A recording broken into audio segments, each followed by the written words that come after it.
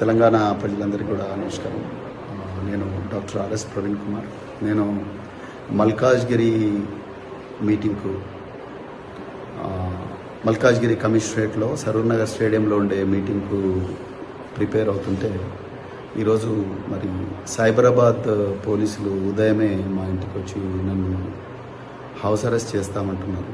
నిజంగా నాకైతే ఆశ్చర్యంగా ఉంది. గౌరవ తెలంగాణ హైకోర్టు, అదేవిధంగా గౌరవ మల్కాజ్గిరి పోలీస్ కమిషనర్ శ్రీమతి సుమతి గారు వీళ్ళందరూ ఇన్ రైటింగ్ పర్మిషన్ ఇచ్చిన తర్వాత కూడా మాలాంటి నాయకులను వీళ్ళందరినీ కూడా పోలీసులు అరెస్ట్ చేసి గృహ నిర్బంధంలో ఉంచి ఆ మీటింగ్కు పోకూడదని ఇన్ని కుట్రలు చేస్తున్నారంటే ఇంకా తెలంగాణలో రాజ్యాంగం ఇచ్చిన జీవించే హక్కు కానీ లేకపోతే స్వేచ్ఛగా తిరిగే హక్కు article 19 clause 1 clause A clause B ఈ విధంగా రాజ్యాంగం నుంచి సంక్రమించిన హక్కులకు కూడా మరి ఏమాత్రం కూడా రక్షణ లేకుండా పోయింది.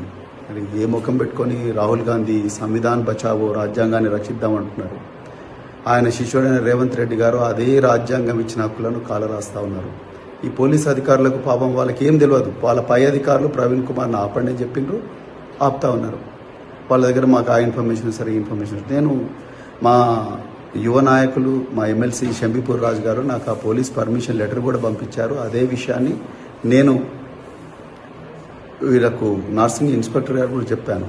సో వాళ్ళు మా పై ఆఫీసర్లతో మాట్లాడి చెప్తామని అంటున్నారు. ఈ విధంగా అరాచక పాలన, దుర్మార్గ పాలన నడుస్తూ ఉన్నది తెలంగాణలో. ఒకసారి ప్రజలందరూ కూడా గమనించాలి. నన్ను మా సరూర్ నగర్లో మా వర్కింగ్ ప్రెసిడెంట్ కేటీఆర్ గారు ఏ మీటింగ్ అయితే వస్తున్నారు ముఖ్య అతిథిగా, ఆ మీటింగ్కు నన్ను పోనివ్వకపోతే మాత్రం నేను ఆమరణ నిరాహార దీక్ష చేస్తా ఇంట్లోనే కూర్చొని.